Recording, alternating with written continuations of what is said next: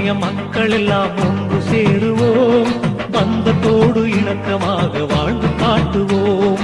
இந்து சமய மக்கள் எல்லாம் ஒன்று சேருவோம், பந்தத்தோடு இணக்கமாக வாழ்ந்து காட்டுவோம்.